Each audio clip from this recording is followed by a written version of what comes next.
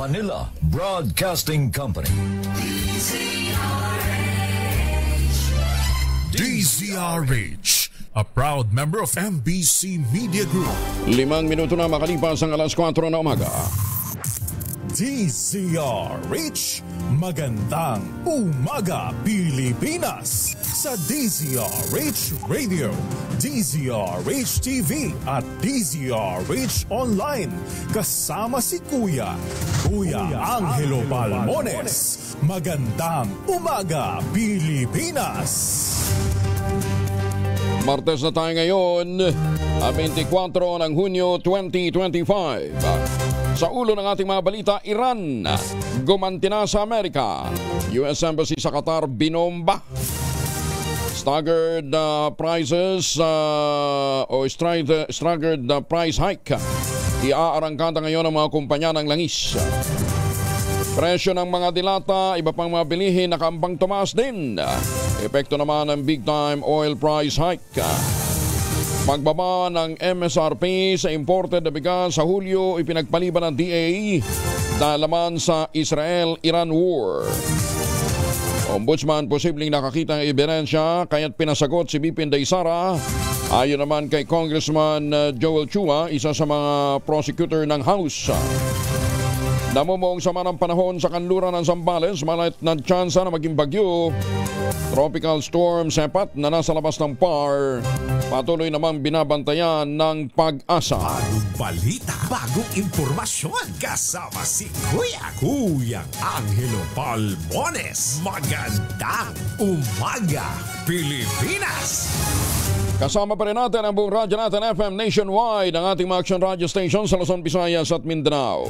91.7 BNFM Radio sa Cebu at 94.3 FM sa Jensan. Sa detalye ng mga balita, isa pang low pressure area nga o sama ng panahon ang nabuo sa kanlurang bahagi ng Zambales, ngunit mababa ang tsansa nito na maging bagyo. Huling namata ng Pag-asa, naturang sama ng panahon sa layong 185 kilometro, kanluran ng QB Point sa Subic, Zambales. May mababang tsansang maging isang tropical cyclone sa susunod na 24 oras. Ito ang magdadala ng kalat-kalat na mga pag-ulan sa Zambales at Bataan.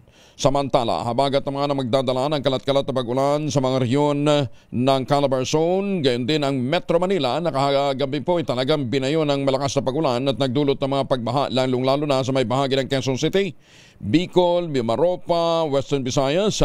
Apektado din ng habagat ang Zamboanga Peninsula at Bangsamoro Autonomous Region Muslim Mindanao, gayon din ang mga lalawigan ng Pangasinan, Negros Occidental, Aurora, Pampanga, Bulacan, Nueva Ecija at Tarlac.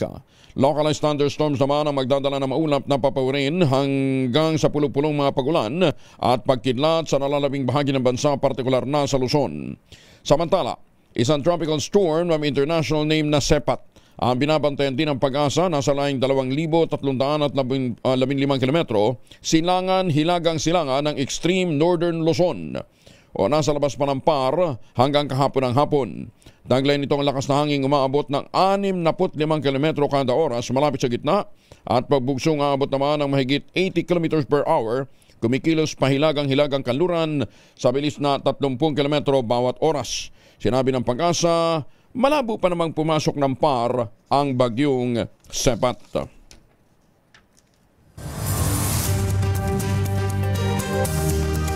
Masayang inanunsyo naman ng NLEX Corporation, natapos na rin kahapon ang major structural repairs ng Marilao Bridge. Kaugnay nito, bukas na sa mga motorista ang 4 na linya ng NLEX Marilao northbound. Isinaayos ang naturang tulay, makaraang magtamo ito na matinding sira dahil sa isang truck na lumabag sa ilang regulasyon sa daan. Nagpasalamat naman ang NLEX sa pag-intindi at pasensya ng publiko kaugnay ng ipinatupad na repair. Tiniyak ng NLEX ang kanilang commitment sa pagpapabuti sa safety at traffic management ng buong expressway para masiguro ang kaligtasan ng publiko. 9 na minuto na makalipas ang alas 4 na umaga. May hawak na ebidensya ang Department of Justice na nakasuporta sa naunang pahayag ng isa sa mga suspect sa likod ng 34 na nawawalang sabungero. Ito iginit ni Justice Secretary Jesus Crispin Rimulya, bagamat tikom ang bibig nito sa iba pang mga detalye. Ayon kay Rimulya, Bago pang eleksyon ay nakaharap na niya ang naturang suspect na nais maging state witness. Nang tanungin ng kalihim kung isa sa ilalim ang suspect sa Witness Protection Program ng pamahalaan, sinabi nitong may naging arrangement na sila ni PNP Chief Nicolas Torre III tungkol dito. Tiniyak naman ni Remulla sa pamilya ng mga biktimang sabungero, hindi tumitigil ang otoridad sa pag-imbestiga sa kaso. Matatanda ang nilantad ng suspect kamakailan na patay na. Itinapon sa Taal Lake sa Batangas ang labi ng mga nawawalang sabungero. Tinalakay ng Department of Justice at ng Philippine National Police ang paglalagay nga sa Witness Protection Program kay alias Totoy. Isa sa mga suspect sa pagkawala ng 34 na sabungero at nagbunyag sa mga nangyari. Ayon kay Justice Secretary Crispin Remulla, pinoproseso nila ang mga impormasyong isiniwalat ni alias Totoy at may arrangement na nga sila ni General Torre. Sinabi pa ng kalihim, nakausap na nila sa alias Totoy bago pa man ang midterm elections nitong 2025 at may mga ebidensyang ipinakita sa kanila. Patay ang isang freelance radio broadcaster matapos namang pagbabarilin sa loob ng isa pang spa sa Barangay Lagao, General Santos City. Isinugod pa ng ospital ang biktimang si Ali Gijon Makalintal, ngunit ininiklarang dead on arrival. Batay sa report, dating empleyado ng isang AM/FM station sa General Santos City, si Makalintal, at ito'y miyembro naman ng LGBTQ community. Nasa loob ito ng Delmont Spa ng pasukin ng gunman at malapitang binaril sa dibdib at yan. Mabilis din tumakas ang suspect matapos na umangka sa motorsiklo na minamaneho ng kanyang kasama na nagsilbing lookout. Nagpapatuloy pa ang investigasyon at inaalam ng pulisya ang motibo sa naturang krimen. Walang nakitang foul play sa pagkamatay ng law student ng De La Salle University na natagpuan sa isang bakanteng lote sa Naik, Cavite. Ayon kay Interior and Local Government Secretary Junbec Remulla, walang nakita ang mga pulis na anumang indikasyon ng foul play dahil intact ang mahalagang gamit at cash ng biktima. Wala ring nakitang pasa, sugat o tama ng baril sa katawan nito. Nakita rin sa tabi ng estudyante ang isang walang lamang bote ng liquid sosa at isang bote ng milk tea. Bukod dito, wala rin nakitang ibang tao na kasama ang biktima na dumating sa resort sakay ng ride-hailing service at nagpababa sa isang bakanting lote. Humihingi naman ng privacy ang pamilya ng law student at wala rin itong inilabas na anumang pahayag kaugnay ng naturang kaso. Isa sa ilalim pa rin sa autopsya ang labi ng 25 anyos na De La Salle University student na natagpang patay sa Naik. Nasa advanced stage na ng decomposition nang makita ang biktimang si Anthony Granada halos 2 linggo mula nang ito'y mawala noong June 8. Batay sa investigasyon, natagpuan pa sa crime scene ang backpack ni Anthony, laman ng kanyang personal na gamit at kasamang cellphone. Sa ngayon, palaisipan pa sa naulilang pamilya at maging sa otoridad ang totoong sanhi ng kanyang pagkamatay. Bagong balita, bagong impormasyon. Kasama si Kuya Angelo Palmones. Magandang umaga, Pilipinas! Nasa 5.3 million pesos na halaga naman ang hinihinalang shabu ang natagpuan ng isang mangingisdang palutang-lutang na naman sa karagatan ng Barangay Dilam, Calayan, Cagayan. Napagalamang ang naturang kontrabando ay nakasinid sa isang plastic, nakatape, may label na Coca Racing. Ayon sa Philippine Drug Enforcement Agency, ito ay may bigat na aabot ng halos sa 1 kilo. Umabot naman sa 2 kilong shabu. Nagkakahalaga ng mahigit 13 milyong piso ang nasabat na mga tauhan ng Philippine Drug Enforcement Agency sa isang bypass operation sa Marawi City. Isinagawang operasyon sa Barangay Bongolo, Poblacion at nahuli ang 21 anyos na suspect na nasa kustodiya na ng PIDEA BARM. Kasama sa narecover sa operasyon sa bypass ang perang ginamit, ang drug paraphernalia, cellphone at mga ID. At meron ding motor na ginagamit ng suspect. Naharap ngayon ang suspect sa paglamag sa Comprehensive Dangerous Drugs Act of 2002. Talagang nanumbalik na ang operasyon ng illegal drugs sa Pilipinas. Upang sugpin naman ang lumalalang kaso ng illegal na online gaming sa bansa at protektahan ng mga manlalaro laban dito, inilunsad ng Philippine Amusement and Gaming Corporation o PAGCOR ang PAGCOR Guarantee website. Maaaring i-check ng publiko sa nasabing website kung lisensyado o lehitimo ang isang online gaming site bago sila maglaro o kaya magbayad. Regular na ina-update naman ang website at may direktang link ito sa mga lisensyadong gaming platforms. Ayon kay PAGCOR Chairman at CEO Alejandro Tenco, matutulungan ito ang publiko na makaiwas sa panlilinlang habang pinoprotektahan ang kanilang karapatan bilang manlalaro. Paalala pa ni Chairman Tenco, maging mapanuri dapat ang bawat isa sa mga online gaming activity na kanilang sasalihan sapagkat dumarami ang mga reklamo hinggil sa illegal na gaming sites na hindi nagmabayad ng panalo.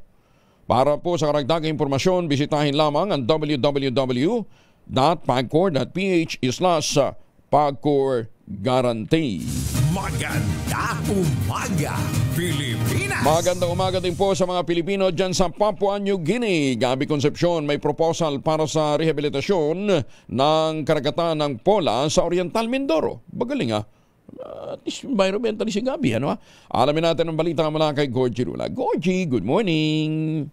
Ginaganap ngayon ang Sabuyan Festival dito sa Pola, Oriental Mindoro. Isa sa event na nadaluhan namin ay ang kanilang Miss Pola 2025 na ginanap noong nakaraang linggo na kung saan ay special guest si Gabi Concepcion na nag-serenade sa mga kandidata.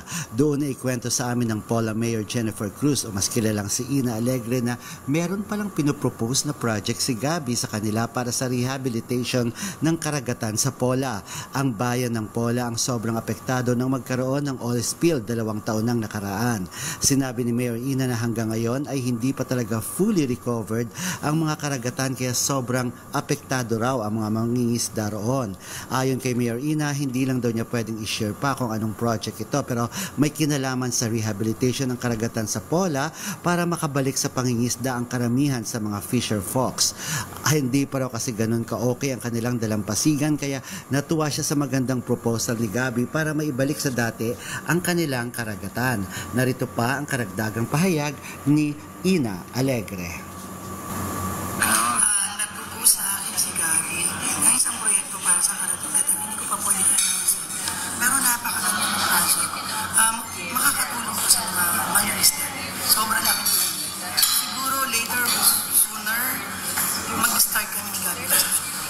Iyan ang pahayag ni Mayor Ina Alegre at bukod pa riyan ay gusto rin daw niya ituloy ang pelikulang tumatalakay sa oil spill sa Pola pero hinihintay lang daw niyang matapos ang kaso nitong oil spill dahil ito raw muna ang tinututukan niya. Gorgie Rula po nag-uulat mula sa showbiz ng DZRH, una sa Pilipinas, una sa Pilipino.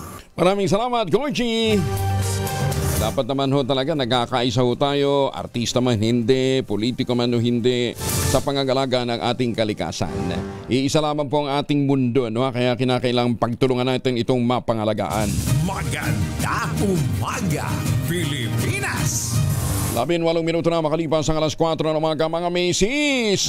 Amoy araw ba si Mr. pag-uwi galing ng trabaho? Abay dahil yan sa germs sa katawan nila para labanan ang amoy araw tumoy pawis, gumamit ang Shield Bath Soap regularly. Unbeatable ang Shield sa paglaban sa germs versus another brand may shea butter. Pampalambot ang kuti sa presyong abot kaya 12.50 SRP. Kaya naman, recommended ito ng Philippine Nurses Association. Kaya mga misis ay challenge yung subukan ng Shield Bath Soap. Galit sa sakit may malasakit, sulit na sulit. Nananawagan naman si Senator Loren Legarda sa Department of Labor and Employment o DOLE na agarang manguna sa pagbuo ng isang malinaw na reforma bilang tugon sa muling pagkakasama ng Pilipinas sa listahan ng International Trade Union Confederation o ITUC bilang isa sa worst countries for workers sa ikasyam na sunod na taon. Tinukoy ng ITUC Global Rights Index 2025 ang laganap na paglabag sa karapatan ng mga manggagawa at ang patuloy na karahasan, banta at panunupil sa mga unyon sa Pilipinas. Sinabi ni Senator Legarda, hindi ito dapat nabaliwalain dahil ang pandaigdigang reputasyon sa usapin ng karapatan ng mga manggagawa ay salamin ng domestic realities. Punto pa nito, ang mga manggagawa ang backbone ng ekonomiya at ang patuloy na babala mula sa pandaigdigang tagapagbantay ay nangangahulugang marami pang kailangang punan sa mga institusyon. Hinimok din ni Senator Legarda ang Department of Labor na magsagawa ng sistematikong pagsusuri kasama iba pang mga ahensya ng pamahalaan upang matukoy ang mga kakulangan sa karapatan sa paggawa at mabigyan din ang ulat ng ITUC. Kailangan din niyang tukuyin kung aling mga ahensya ang may pinakamabisang mandato upang matugunan ang mga partikular na issue, maging man ay sa pagpapatupad o implementasyon ng mga batas, proteksyon, mekanismo ng reklamo o legal na reforma. Sinabi pa ni Senator Legarda, ang patuloy na red tagging at paninira sa lehitimong kilusang manggagawa ay hindi dapat gamiting dahilan upang supilin ang karapatang magpahayag, sama-samang pagkilos dahil ito ay sumisira sa isang demokratikong mekanismo at nagpapalalim sa kawalan ng tiwala. Ay naglunsad naman ang paupahan ng SM Development Corporation na ngayon ay patok sa mga young professionals. Ganyan din sa mga overseas Pilipino at yung mga tinatawag na digital nomads na nagnanais ng flexible o malahotel na marerentahang bahay sa Metro Manila. Tinawag ng SMDC ang programa na Good Stay Suites.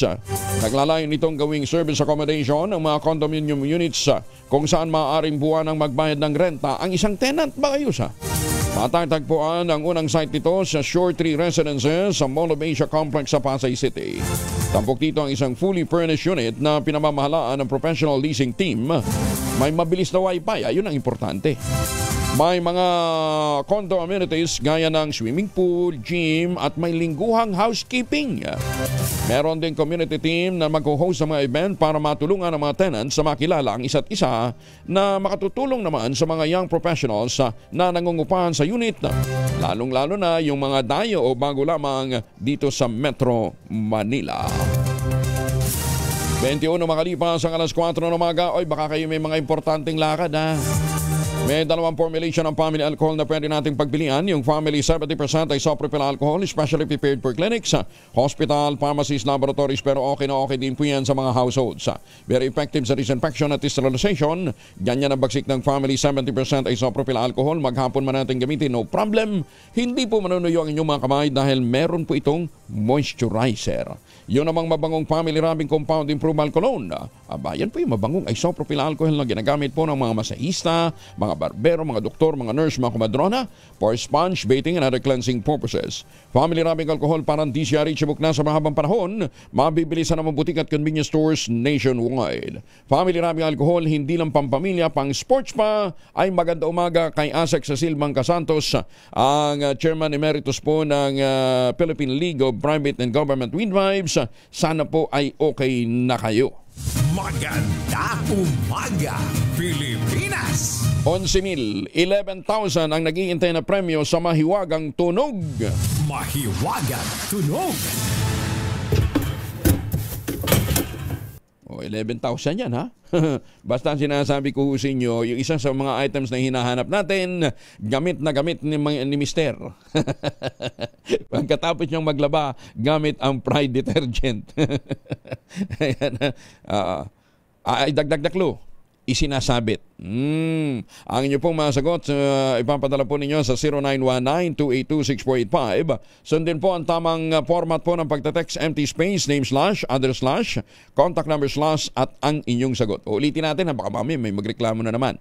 Empty space, name slash, address slash, contact number slash, at ang inyong sagot. Ipapadala po ninyo sa 0919-282-6485. Isang beses lamang po maaaring mag-text sa ating text line gamit ang inyong mobile number. Sa mga sasagot online, kinakailangan meron po kayong sharer badge.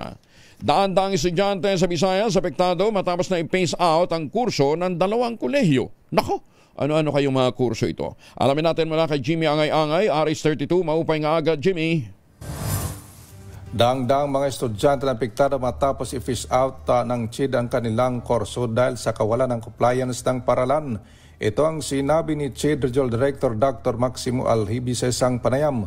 Ayon kay Director Alhibi, ng closure order ay final decision na inisyu ng CHED in Banca ang paralan ng Colegio de San Lorenzo sa Catarman, Northern Samar.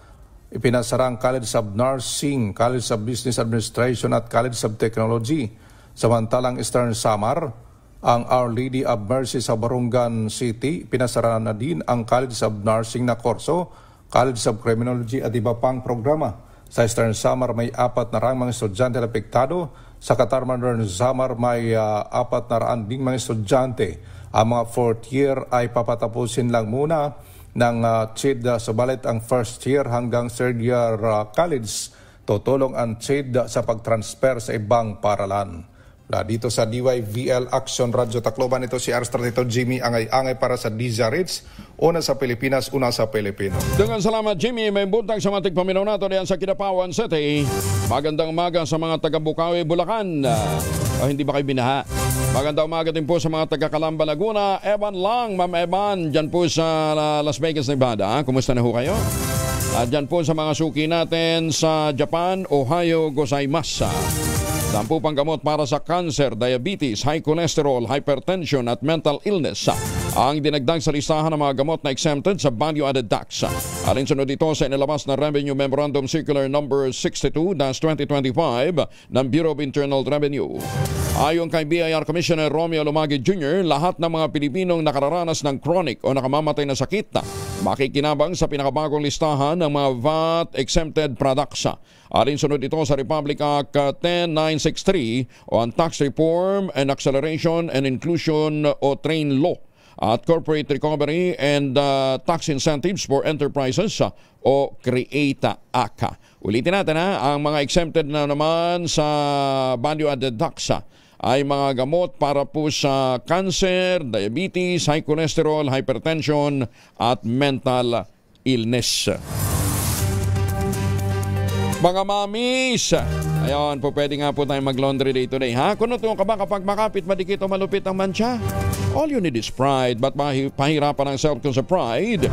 Easy at worry-free naman ang laundry sa triple stain away formula. Tanggalang matitindi mancha based on test sa chocolate. Mud and sabon on cotton, gawa po ito ng ACS. High value individual drug suspect na nakalalaya pa lang sa bisa ng piyansa. Arestado na naman ang PNP sa Manawag, Pangasinan. Masantos siya kabasan sa ating mga kababayan dyan sa Pangasinan. Detalye ng balita mula kay Freddy Pajardo, Aris 38. Freddy. Masantos siya kabusan, Kuyang Angel. Balik kulungan ng isang high-value individual drug suspect matapos itong maaresto sa ikinasang by-bust operation ng PNP sa Manawag, Pangasinan. Sa ulat ni Manawag OIC Chief of Police Major Paul Peter Sison, ang pagkakadakip sa suspect na isang 46 anyos binata high-value individual na residente ng Manawag ay pinangunahan ng Regional Police Drug Enforcement Unit 1, Regional Intelligence Division, PDIS-OU1, PDEU ng PPO at Manawag Municipal Police Station, kung saan isang nagkunyaring buyer gamit ang marked money ay nakabili ng 2 plastic sachet na naglalaman na hinihinalang shabu na tumitimbang ng 50 gramo at may track price na 340,000 pesos. Nabatid na ang suspect ay dati na rin nakulong sa Baguio City dahil sa kasong illegal na droga na ito'y nakakalaya lamang sa bisa ng piyansa. Ngayon ay muling maharap sa kaso ng paglabag sa Republic Act 9165 o the Comprehensive Dangerous Drug Act of 2002. Ito si Freddy Pajardo, Aris 38, nag-uulat para sa DZRH, una sa Pilipinas, una sa Pilipino. Maganda umaga, Pilipinas! Maraming salamat, Freddy. Inihayag naman ni Agriculture Secretary Francisco Laurel o Chu Laurel Jr. Posibleng iantala ng Department of Agriculture ang planong pagbabawas ng maximum suggested retail price sa imported na bigas sa susunod na buwan dahil na rin sa hidwaang nagaganap ngayon sa Middle East. Matatandang plano sana ng DA na ibaba na ang MSRP sa 5% broken na imported na bigas. Mula 45 pesos, gagawin itong 43 pesos kada kilo simula July 1. Ayon kay Laurel, baka ipagpaliban muna ang planong ibaba ang MSRP ng imported na bigas sa July 1. Mukhang ihuhold ito muna in abeyance. Dahil nga sa nangyayaring bakbakan ngayon sa pagitan ng Israel at ng Iran.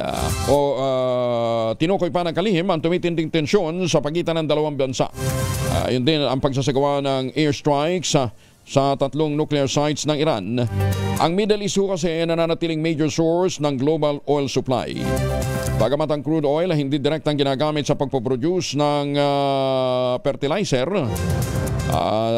natural gas, ayan po naman ay byproduct pa rin ho ng oil refining na mahalagang sangkap sa pagpoproduce ng ammonia, isang mahalagang sangkap sa nitrogen-based fertilizer.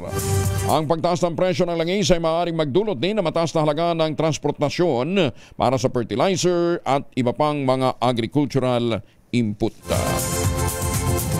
Samantala, mga nagtitinda ng karne sa Katarman Public Market muntik nang ipasara ng Municipal Veterinary Office matapos makitaan ng problema sa sanitation ng kanilang mga pwesto. Detalye ng balita mula kay Jane Galit Bantayan, RH 34. Jane, good morning. Nakatakda na sanang ipasara ang lahat ng pwesto na magtitinda ng karne sa Katarman Public Market dahil sa marumi ang mga ito o may problema sa sanitasyon. Ayon sa report ng Katarman Information Office sa pamamagitan ni Richelle Arnaiz, ang Katarman Information Officer, nagpatupad ng temporary closure order si Municipal Veterinarian at tuway si Local Economic Enterprise Head Dr. Arlan Ong para sa mga stall number 7 hanggang sa stall number 18 na mga nagtitinda ng karne dahil sa problema sa sanitasyon. Ito mismo ang nakita nang magsagawa ng inspeksyon ang team ni Dr. Ong. Gayon pa man, binigyan ng panahon ang mga nagtitinda na ayusin at linisin ang kanilang mga pwesto. Sa pagbalik naman na nasabing team, muli nagsagawa ng inspeksyon at naobserbahan na malinis ang lugar at nagsagawa na ng disinfect sa mga pwesto. Binigyan na lamang ito ng konsiderasyon ng Municipal Veterinarian at kinansila ang plano sa ng pagpapasara. Inatasan naman na nasabing opisina ng mga stall owners na panatilihing malinis ang lugar. Hindi naman magdadalawang isip ang opisina na ipasara ang mga ito kung muling maoobserbahan ang lugar na hindi sumusunod sa pagpapanatili sa kaayusan at ng kalinisan. Mula sa Aksyon Radyo Katarman, RH 34 Jane Galit Bantayan ng DZRH. Una sa Pilipinas, una sa Pilipino. Dagan salamat, Jane. Maganda umaga, Pilipinas! Magandang umaga din po sa mga suki natin dyan sa Edmonton, Canada, sa mga suki natin sa Malabon City, ganyan din sa Santa Maria, Laguna. Sumagot na si Vice President Sara Duterte sa somo ng Senate Impeachment Court kaugnay ng impeachment complaint laban sa kanya. Mag-aalas 6 ng gabi na matanggap ng Senate Impeachment Court ang sagot ni BP Inday sa pangunguna ni Senate Secretary Attorney Ray Bantog na tumatayong Clerk of Court. Sa tugon ng Vice Presidente, formal nitong hiniling sa korte na ibasura ang ika-4 na impeachment complaint na inihain laban sa kanya dahil sa labag umano ito sa 1-year bar rule sa saligang batas na nagbabawal sa pagsisimula ng higit sa isang impeachment complaint sa isang opisyal sa loob ng 1 taon. Ibinunto rin sa sagot ni BP Inday Sara na hindi nila tinatalikuran ang jurisdiksyon ng korte at iba pang mga isyu sa kaso. Nagpadala rin ang kampo ng Vice Presidente ng kopya ng sagot nito sa Kamara. Ipinagtanggol ng isang miyembro ng House Prosecution Panel ang desisyon ng Pangulong Bongbong Marcos Jr. na huwag makialam sa impeachment case na kinakaharap ni BP Inday Sara. Iginit ni Manila 3rd District Representative Joel Chua, Chairman ng House Committee on Good Government and Public Accountability. Ang proseso ng impeachment ay isang natatanging tungkuling konstitusyonal ng legislatura at ang desisyon ng Pangulo na umiwas dito ay hindi lamang makatuwiran kundi mahalaga upang mapanatili ang prinsipyo ng separation of powers. Kamakailan sinabi ng Pangulong Marcos sa media wala siyang balak na makialam sa impeachment proceedings at binanggit din na marami pang responsibilidad na ginagampanan bilang pinuno ng ehekutibo. Sinabi ni Chua na ang ganitong posisyon ng punong ehekutibo ay nararapat lamang at igalang. Pinuringan ni Manila Representative Joel Chua, ang chair ng House Committee on Good Government and Accountability, ang mabilis at hindi pangkaraniwang na aksyon ng Office of the Ombudsman. Napatunay umano na mabigat ang mga ebidensyang nakalap ng komite laban kay Vice President Sara Duterte at iba pang inaakusahan kaugnay ng mga irregularidad sa paggamit ng confidential fund. Ayon kay Chua, sa pagkakaalam ng komite, wala pang opisyal na reklamong inihahain maliban sa mismong ulat ng panel na inaprobahan ng plenaryo ng Kamara. Sinabi ng kongresista na posibleng nakitaan ang probable cause ng Office of the Ombudsman ang mga alegasyon na nakasaad sa committee report ng House Committee on Good Government and Public Accountability. Kaya't pinasasagot na nito si Vice President Sara Duterte kahit hindi pa nakikita ang ebidensya. Sinabi pa ng chairperson ng komite, kopya lamang ng report at walang kasamang ebidensya ang ipinadala ng Kamara de Representantes sa Office of the Ombudsman. Takot umano si Vice President Sara Duterte na magkaroon ng isang full-blown investigation dahil lalabas doon ang mga ebidensya na magpapatunay ng mga alegasyon laban sa kanya. Gaya ng maling paggamit ng confidential fund ayon kay dating senador at ngayon ay Representative-elect Laila De Lima ng Mamamayang Liberal Party List. Sinabi ni De Lima na ang takot na ito ang nagpapaliwanag sa tila coordinated na strategy upang pahabain o hadlangan ang proseso sa Senado, kabilang ang paghahain ng legal na mga motion, mga biyahe sa ibang bansa at ang posibleng paggamit ng desisyon ng Ombudsman upang maagang hadlangan ang paglilitis. Kamakailan lamang inatasan ng Office of the Ombudsman na pinamumunuan ng appointee ng dating Pangulong Rodrigo Duterte na si Samuel Martires, ang Office of the Vice President na magsumite ng sagot sa mga kasong plunder, technical malversation at iba pa, batay sa ulat na inaprobahan naman ng House Committee on Good Government. Ang kautusan ay inilabas ilang linggo matapos aprobahan ng Kamara ang articles of impeachment laban kay Duterte na ngayon ay nakabimbin pa rin sa Senado. Namayat umano ang dating Pangulong Rodrigo Duterte sa loob ng detention facility ng International Criminal Court o ICC. Ito ang binalita ni Vice President Sara Duterte sa kanyang talumpati sa Free Duterte Now rally sa mga supporters ng kanilang pamilya sa Melbourne, Australia. Ayon kay BP Inday, namayat ang kanyang ama dahil hindi ito marunong sa gawaing bahay mula kasian niya nang ipanganak hanggang mag-asawa ito. Hindi naman talaga ito gumagawa ng mga gawaing bahay. Isa naman ang Australia sa dalawang bansang ikinukonsidera ng kampo ng dating Pangulong Rodrigo Duterte bilang posibleng bansa na tumanggap sa kanya sakaling aprobahan ang kanilang aplikasyon para sa pansamantala nitong paglaya. Itong kinumpirmahan ni Vice President Sara Duterte sa isang rally sa Melbourne. Gayunman, paglilinaw ng Vice Presidente, hindi pa siya maaaring maglabas ng anumang sensitibong detalye ukol dito.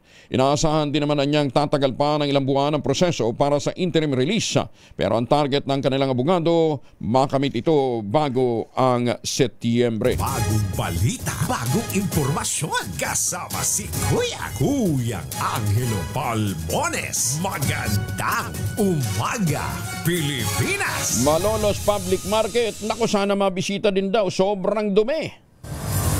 37 na makalipas ang alas 4, muling kinestyon ang pagiging patas ng ilang senator judges sa nalalapit na impeachment trial di Vice President Sara Duterte, lalo't may ilan sa kanila ang hayagang nagpapakita ng pagkiling at dapat na isaalang-alang ang kusang pag-inhibit sa pagdinig. Ginawa ni dating Senador Leila de Lima na ngayon ay Representative-elect na mamayang Liberal Party List ang pahayag kaugnay ng mga kilos ng ilang senador na nagpapakita ng pagkiling kay BP Inday.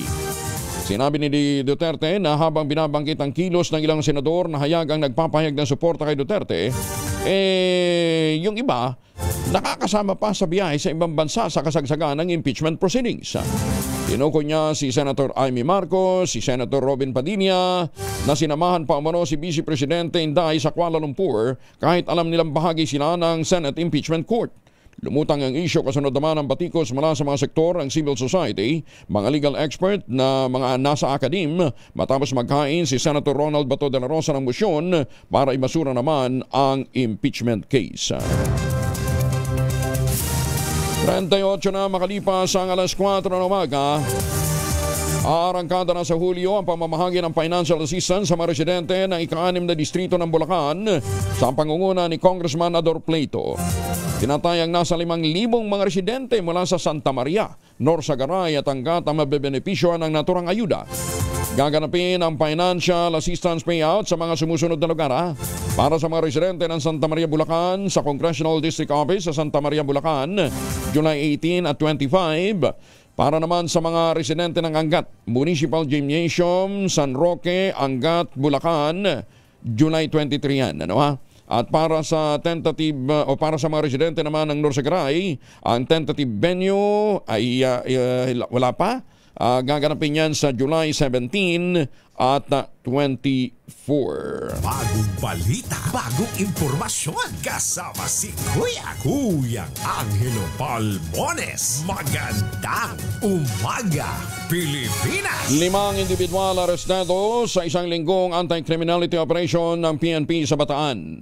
Detalye ng balita mula kay Danny Kumilang. Wala pa si Danny. Sige, babalikan natin si Danny Kumilang. Nagluloko daw yung linya natin dyan. ProBar, may bagong itinalagang regional director. 5-minute response sa community, isa sa mga top priority nito. Sana nga matupad. Ang detalye ng balita mula kay Jun Di Makota, Aris 19. Assalamualaikum, Brother Jun. Alaikum Kuya Angel. May bago ng upong Regional Director ang Police Regional Office ng Bangsamoro o Probar sa katauhan ni Police Brigadier General Jason De Guzman. Pinalitan niya outgoing RD na si Police Brigadier General Romeo Macabas na itinalaga naman bilang pansamantalang hepe ng CIDG. Sa mensahe ni De Guzman, top priority nito ang maipatupad ang 5-minute police response o assistance sa mga insidente ng pamamaril o iba pang karahasan sa iba't ibang lungsod ng BARM. Sa bagong pamunuan ng Probar, iniutos nito na mas lalong paigtingin ang police visibility sa matataong lugar, ganun din ang mobile patrol 24/7. Isa sa mga paghahandaan ng bagong pamunuan ng Probar ay ang nalalapit na parliamentary election ng BARM. Titiyakin naman nitong may tamang pwersa ang kapulisan sa bawat police station sa iba't ibang lugar at bigyang patnugot nito ang pag-recognize sa mga friendly forces na nasa iba't ibang lugar na makakatulong na maimplementa ang kapayapaan sa bawat sulok ng BARM region. Sa isinagawang turnover of command ceremony, naging panauhing pandangal si BARM Chief Minister Abdul Rauf Makakwa at kapwa pinasalamatan nito ang incoming at outgoing Probar top police officials sa hangarin nilang katiwasayan sa BARM region. Kumpiyansa naman si Makakwa sa bagong pamunuan ng Probar na mas lalo pang palalakasin ng OCM BARM at ng Probar ang kanilang partnership tungo sa isang layunin ng katahimikan, kaligtasan, integridad at hustisya sa buong komunidad ng Bangsamoro Region. Mula sa Central Mindanao, RH19, Jun Di Makutak, DZRH, una sa Pilipinas, una sa Pilipino. Sukran, Jun. Naibag na bigat ka na kayo amin sa ating makababayan dyan sa Bulong, Cagayan.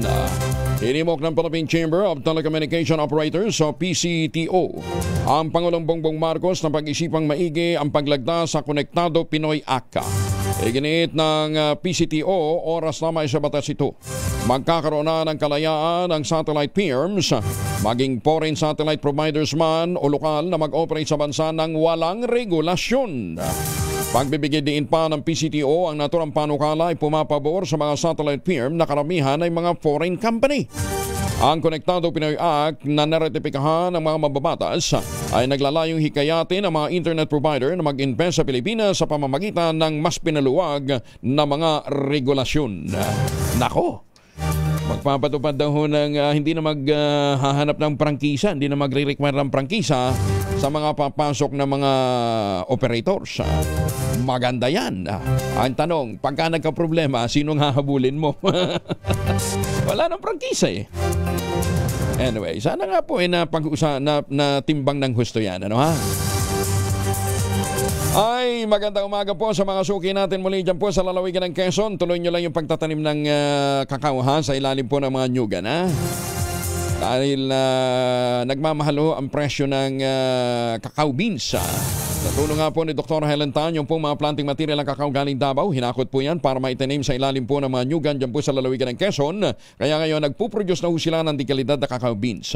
Yan po ang Tangerine Chocolate. Ang Tangerine Chocolate po ay brand ng mga magniniyog, ng mga magsasaka dyan po sa lalawigan ng Quezon. Available yan sa 0919-095-5935. Yung mahigit 10 variants po ng Tangerine Chocolate po pwede nyo i-check sa tangerinechocolate.ph. Sabi nga po ni Dr. Helen Tan, ipinagmamalaki nila ang Tangerine Chocolate na 100% gawang lokal but taste and looks global. Kaya ang pakiusap niya, tangkilikin natin ang gawang atin. Dahil sa bawat tangkilik natin ng Tangerine Chocolate, pinalalakas natin ang loob ng ating mga magsasaka, pinalalakas natin ang ating lokal na ekonomiya. Tangerine Chocolate 100% gawang lokal, yun nga, but taste and looks global. Maganda umaga, Pilipinas! Nakikiramay si Speaker Martin Romualdez sa pagpanaw ni Angat Party List Representative Reynaldo S. Tamayo Sr. na inilarawan ito bilang isang masipag, tahimik na lingkod bayan na tapat sa kanyang mga nasasakupan. Kinakatawan ni Tamayo ang Angat Party List na naglalayong palakasin ang agrikultura at tiyaking na ibibigay ng tama ang tulong sa gobyerno sa mga magsasaka at mga komunidad sa kanayunan. Kilala si Tamayo sa kanyang mga kasamahan bilang isang mambabatas na may paninindigan, simple, tahimik lang na nagtatrabaho para mapabuti ang buhay ng mga tao sa kanayunan. Ayon pa kay Speaker Romualdez, pinuno ng 306 na miyembro ng Kamara de Representantes. Si Tamayo ay naaalala bilang isang lingkod bayan na tapat sa kanyang tungkulin at naglilingkod ng may integridad. Bagong balita, bagong impormasyon. Kasama si Kuyang Angelo Palmones. Magandang umaga, Pilipinas!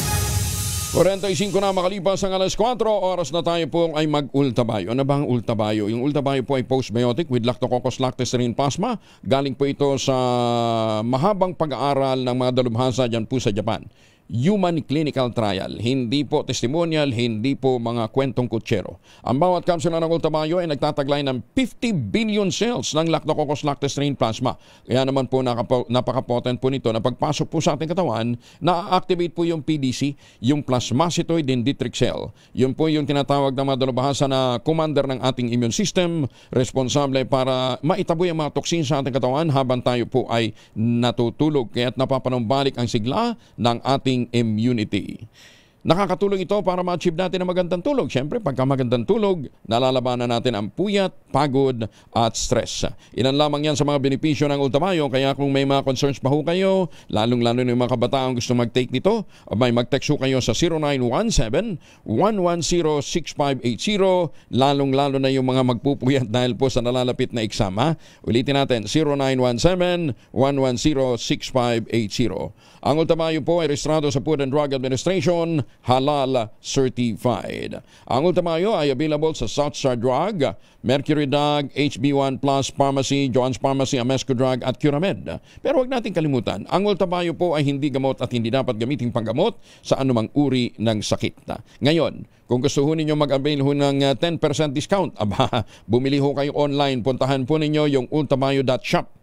Pagkatapos, i-click po ninyo yung QR code, gamitin po ninyo ang code na Kuya Angel para ma-avail ninyo ang 10% discount.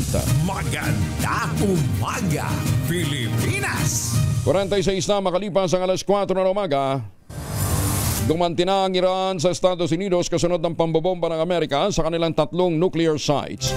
Bilang ganti, nagpakawala ng 6 na missile patungo sa US military base sa Qatar at Iraq ang Iran. Itong kinumpirma ng Iran Islamic Revolutionary Guard Corps na tinatawag nilang Annunciation of Victory. Una nang hinimok ng embahada ng US at ng United Kingdom ang mga residente sa naturang base sa Qatar magtungo sa mas ligtas na lugar. Pansamantala rin isinara nito ang kanilang airspace para matiyak ang kaligtasan ng mga residente at mga turista sa naturang bansa.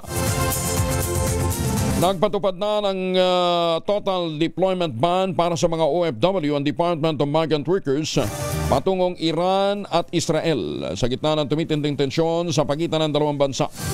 Ayon kay Secretary Hans Leo Kakdak ng Department of Migrant Workers, kabilang sa OFW deployment ban ay mga bagong hire maging yung mga returning OFWs.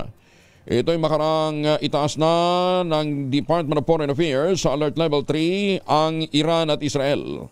Kaugnay ito ay nabisuhan ng DMW ang lahat ng mga private recruitment agencies. Ihinto muna ang pagpapadala ng mga OFW sa naturang bansa. Pangulong BBM nangako sa mga sundalo sa Marawi na tutugunan ang mga pangangailangan at karagdagang benepisyo. Tatrabahuin naman ho ng palasyo. Detalye ng balita mula kay Let Narciso, RH14. Let, good morning. Tiniyak ni Pangulong Ferdinand Marcos Jr. na kanyang tututukan ang paghahatid ng pangmatagalang solusyon sa pangangailangan ng mga sundalo sa Marawi. Sinabi ito ng Pangulo matapos makausap ang tropa doon.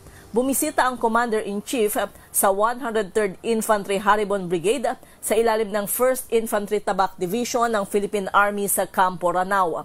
Kabilang sa binanggit ni Pangulong Marcos na pag-aaralan ay ang iba't ibang sistema sa pagbibigay ng combat pay at pagpapabuti ng health insurance, scholarship para sa kanilang mga anak at pagpapalakas ng suporta sa kapasidad ng mga sundalo. Idinulog rin ng mga sundalo sa Marawi na mapatapos ang kanilang multipurpose building, barracks at mabigyan sila ng garbage at fire trucks at iba pang kagamitan sa kampo. Ito si Let Narciso para sa DZRH. Una sa Pilipinas, una sa Pilipino.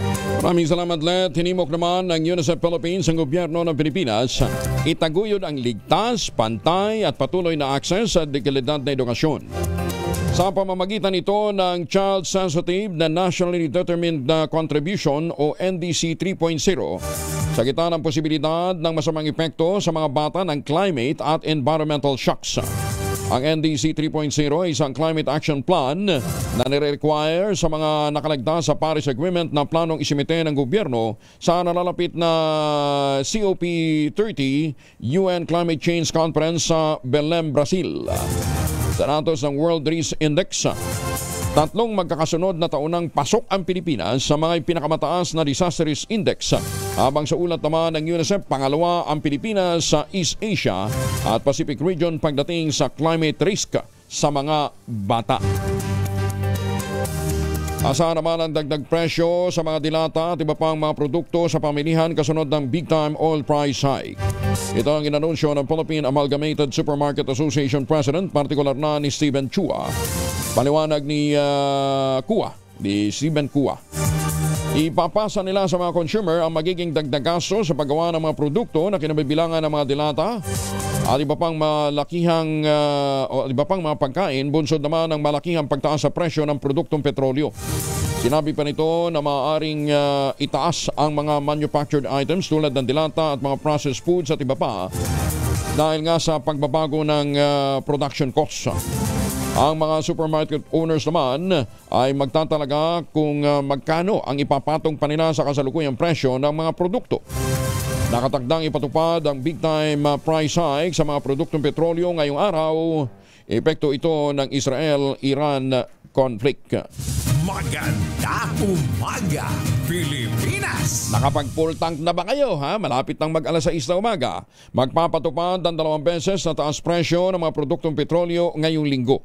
Hakbang ito ng mga oil company para unti-untiin daw at hindi isang bagsakan ang dagdag na halaga sa halaga ng petrolyo na aabot ng hanggang 5 piso per litro. Sa anunsyo ng oil company, tataas ng 1.75 ang presyo ng kada litro ng gasolina, 2.60 naman sa kada litro ng diesel at 2.40 sa kada litro ng kerosene ngayong araw ng Martes. Kaparehong presyo din ang patutupad na dagdag sa petrolyo pagdating ng Huwebes. Miyerkules lang pala. Akala ko naman ilang araw ang relief. Ito ang napagkasundoan ng mga oil company bilang tugon sa pakiusap ng Department of Energy. Aba, may utang na loob pa pala tayo dito sa lagay na ito. Ayon sa Department of Energy, ang malakihang taas presyo ng petrolyo, epekto ng sigalot sa pagitan ng Israel at ng Iran. Espekulasyon pa lamang daw ang dahilan ng pagtaas ng presyo ng produktong petrolyo. Sa panayam ng DZRH at ng radyo natin kay Oil Industry Management Bureau Director Rino David ng Department of Energy, sa ngayon, wala pa namang supply disruption sa langis. Well, wala pa hong actual supply disruption, Sen. Henry, up to this date, no? Dumaan na yung almost 2 weeks, wala pa rin ho naman actual. So, tuloy-tuloy lang ho na. Ang rason talaga nito is speculation. Kasi hindi ho talaga gaya ng 2023 na may production cut. Ito walang cut sa production, walang cut sa export, walang nangyayaring disruption sa supply. Bakit nyo binabayagan ng increase? Hindi naman matiyak na ibad kung magkakaroon ng rollback sa susunod na buwan, lalo't nagpapatuloy pa naman ang kaguluhan sa gitnang silangan. Remember na ang July ho, wala hong sigurado na bababa ang price. Habang ho mataas yung tension, hindi ho tayo nagdi-discount na tutuloy ho ang increase. Kung wala na hong ganito sana, talagang magiging pure speculation na lang. Yung wala nang kasunod ng mga gulo, bababa ho ang So kumbaga ho Pero hindi ho natin alam kasi ngayon, inaasahan na gaganti si Iran. So, nakahanging ho lahat niya yun. Baka ho ay ang hanging na yan ang magkukos na naman ng increase next week. Di pa sa ibang bansa. Alam ba niyo, sa ibang bansa may na-develop na silang technology. Actually, hindi na bago ito dahil marami na rin mga pag-aaral. Sa mga African countries, may mga estudyante naka-develop ng technology. Yung wiwi, yung jingle, kasi yan pala, source din pala ng urea. Marami pala sa urea, nahihiwalay yung hydrogen. at ginagamit nila para mag-fuel ng machine. Ng isang electrical machine para makapag-produce ng kuryente. Hanapin natin yun, ha? Kumikilos sa mga pamahalaan para matiyak ang kaligtasan ng mga Pilipino sa Iran at Israel.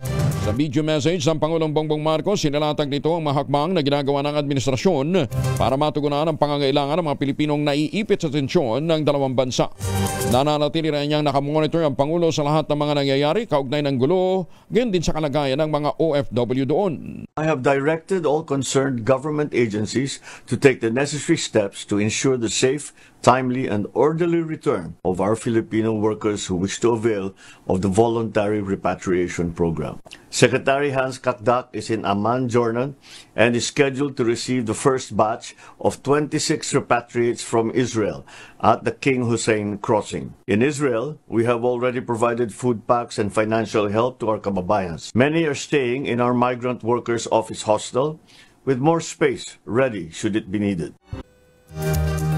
Inimok din ng Pangulong BBM ang lahat ng mga Pilipinong nasa Israel at Iran makipag-ugnayan sa mga embahada ng Pilipinas upang mabigyan sila ng tulong at gabay sa gitna ng nagpapatuloy na tensyon. Magandang umaga sa mga Pilipino dyan po sa Kuwait. Aprobado na ng Department of Budget and Management ang karagdagang 4,000 teaching position para naman sa kasalukuyang school year. Ayon kay Budget Secretary Mena Pangandaman, bahagi ito ng 4,000 hiring position sa mga guro upang makumpleto ang target ng DepEd na 20,000 na bilang ng mga teacher ngayong taon. Noong nakalipas sa buwan, inaprobahan din ng DBM ang 4.19 billion pesos sa target allocation para sa 16,000 na mga guro. Samantala, nabatid na lahat ng 4,000 na mga guro na target ngayon ng pamahalaan ay para sa Teacher 1 post na may salary grade 11. Ang sahod po nito, 27,000 kada buwan. Halos kalahati ng bilang na ito ay para sa mga senior high school, 1,600 naman para sa kindergarten, habang hanggang elementary at 391 ay gagamitin naman para sa junior high school. Maganda umaga, Pilipinas! Ito pa, dagdag kaalaman, ha? Alam ba ninyo na dagdagan ng 500 ang mga isla sa Pilipinas? Hindi na yung dati, di ba sinasabi? Ang total islands ng Pilipinas ay 7,107. High tide man o low tide. Ayan. Ngayon, iba na ho. 7,641 na. Nadagdagan po ito ng mahigit sa 500. Ayan. Dahil nga po sa mga bagong technology para tukuyin ang mga land masses natin at nagkakaroon po ng mga changing landforms. Yan, ha? So para sa mga estudyante, ang total island ng Pilipinas ngayon ay 7,641. Maganda umaga, Pilipinas! Dami nating island, ano ha? Iba kasi binibenta na. Pinapangalan sa mga politiko. Uy, teka nga pala, ha? Magandang umaga po sa mga suki natin dyan sa Malacanang. Kumusta na kayo, ha? Ayon po sa ating mga informante, meron palang isang grupo ng mga kontraktor mula sa Central Luzon ay nasa likod nitong si Dragon Lady dyan sa palasyo. Yung babaeng pinagkakatiwalaan ngayon ng Pangulong BBM at saka ni First Lady. Kaugnay po ng nagpapatuloy na balasahan sa gabinete. Ayan, ha. Nung una, bibilib na talaga sana ako doon sa balasahan eh. Ang problema, bakit biglang yung mga tamad at saka mga walang silbi, yung biyahe lang ng biyahe, junket lang ng junket, nananatili sa pwesto? Kala ko balasahan, hindi naman pala. Yun naman pala parang pilian. Ayan, ha. Ang primary objective daw po, i-dislodge yung mga cabinet at saka yung kanilang mga deputies at mga undersecretaries, lalong-lalo na yung mga nagtatrabaho at hindi nila mabola, para ma-install yung kanilang sariling mga protege. Mga long-term investment daw po yan para sa 2028. Bah! Lupit, ha? 2025 pa lang ngayon, nagpa-fundraising na para sa 2028. Ito pa. Ang malungkot, yun daw mga kontraktor, ginagamit ang pangalan ni Congressman Sandro Marcos. Yung anak ho ng Pangulo. Naku, kawawa naman si Sandro, Pati yung taong nananahimik, nadadamay dito ho sa kalokohan ng grupong nasa likod nitong si Dragon Lady. Ayan, ha? Mahiya naman kayo. Diba? Kumita na kayo, manahimik naman. Diba? Bayan na sana ang inyong isipin. Hindi mo tuloy masukat kung si Dragon Lady ba ay talagang may malasakit sa Pangulo na nagtitiwala sa kanya o talagang fundraising lamang ang kanyang inaatupag dahil malapit na ring magtapos ang kanilang malinigayang araw sa Malacanang. Maganda umaga, Pilipinas! Oy, baka kayo ho ay naghahanap din ng magandang investment opportunity pabalik ng Pilipinas. Meron po tayong inaalok pa rin. Tuloy pa rin ho yung inaalok ng Westchester Realty na pinakamurang ready for occupancy unit sa buong housing industry with easiest term. 5% lamang daw payment, pwede pang gives. So with 20,000 pesos all in the payment, pwede ka na maglipat bahay agad 7 days after ng take-out ng Pag-ibig Housing Loan. Kaya ano pang iniintay po ninyo? Ito pa rin ang pangarap magkaroon ng sariling bahay sa presyong abot kaya. Makipag-ugnayan sa 0996-501-5555 at 0947-434-5555 habang may mga natitira pang units dyan po sa Sibera Mabalacat, Sibera Bacolor, Samira at Sibera Prestige. Nasa loob po ng township ang iba't ibang mga amenities kasama dyan ang eskwelahan, palengke, simbahan, grocery stores, pati munisipyo. At napakalapit po niyan sa Clark International Airport at Clark Economic Zone. Maganda umaga, Pilipinas! BP Inday Sara, naghain na nga ng not guilty plea sa impeachment court. Detalye ng balita mula kay Raymond Dadpa sa RH28. Raymond, good morning.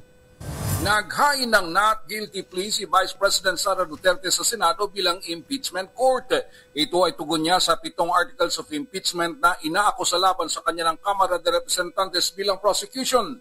Sa 35 pahinang answer ad cautelam o answer with caution na inihain ng kanyang mga abogado mula sa Fortune, Narvasa and Salazar Law Office, pinababasura ng pangalawang Pangulo ang reklamo laban sa kanya dahil ito ay isa lamang umanong scrap of paper o basura.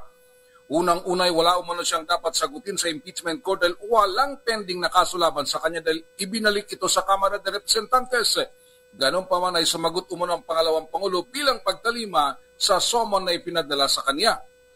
Sa 7 akusasyon laban sa kanya ay wala umanong mga basihan ng mga ito, kundi lahat ay pawang conclusion lamang ng mga miyembro ng Kamara de Representantes at wala man lang matibay na ebidensya at testigo. Sa simula pa lamang ay labag na sa ating saligang batas ang impeachment complaint dahil ito ay pang-apat na labag sa 1-year bar rule. Sinadya umanong hindi ni-refer ng Kamara ang 3 na unang complaint. Sa akusasyon na pinagplanuhan ni Vice President Sara na ipapatay sina Pangulong Bongbong Marcos, Lisa Araneta Marcos at Speaker Martin Romualdez, wala umanong ebidensya na naipakita ang prosecution maliban lamang sa on-air recording sa social media. Hindi rin umano napatunayan na may 2 bilyong piso silang deposito sa bangko ng kanyang ama na si dating Pangulong Rodrigo Duterte. Paniwala ng kampo ni VP Sara, mailalagay sa unfinished business ang impeachment complaint dahil patapos na ang 19th Congress at hindi maaari itong talakayin sa 20th Congress. Sa ngayon ay binibigyan naman ng 5 araw ang panig ng prosecution na magsumitin ng kanilang tugon sa sagot ni VP Sara Duterte. Ito si RH28, Raymond Dadpas para sa DZRH, una sa Pilipinas, una sa Pilipino. Maraming salamat, Raymond. 3 minuto na makalipas ang alas 5 ng umaga. Maganda. DZRH, a proud member of MBC Media Group. DZRH, magandang umaga Pilipinas sa DZRH Radio, DZRH TV at DZRH Online.